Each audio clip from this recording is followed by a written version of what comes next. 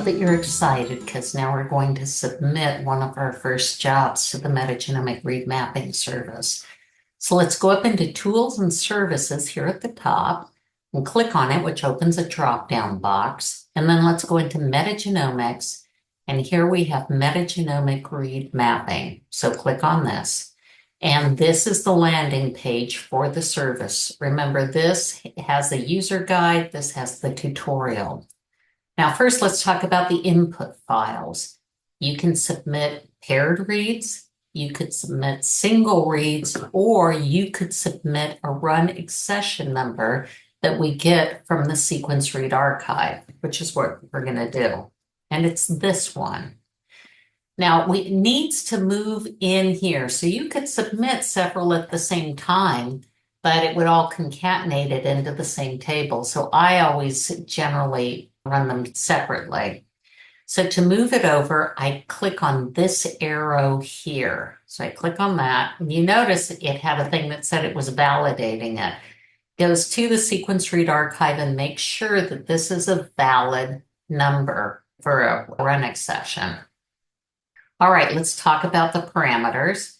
In this particular video, we're going to use the predefined list, but in other ones, we'll do the fasta file and the feature group. So when you use the predefined list, you have a choice of doing CARD. Remember, that's the Comprehensive Antibiotic Resistant Database. We can click on the down arrow and see you can also use VFDB, which is the Virulence Factor Database. So I'm going to click on CARD, and that's what we're going to do.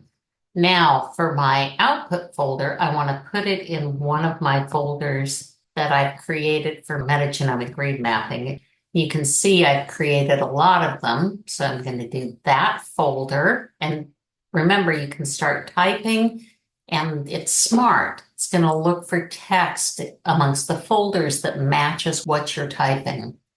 And then I'm going to put in the run number so I know what it is. I'll say this over and over again through the course of these things, is that it's important to pay attention to the names, because when you've run a lot of jobs, and if you look down here, you can see that I've run thousands of jobs. I try to be as descriptive as possible in the name.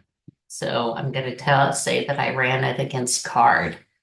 And now we'll submit it, and I'll click the submit button. It's blue. Hold on, let me do this. And then I'll delete this. And you notice it's white now. It needs a name, but I put that back in. The button turns blue so you can submit the job. So we're going to submit it. So to do that, I click on that, and it tells me it's submitting the job. I want to wait till I get this message that my job has been successfully submitted. Don't leave before you see that.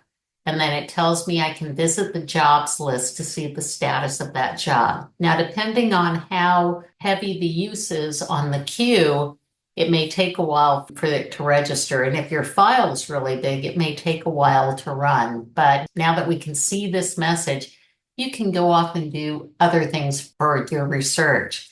And in fact, what I would think you should do is go to the homework that we have next and do that, because you can submit multiple jobs even while you're here. Okay, thank you.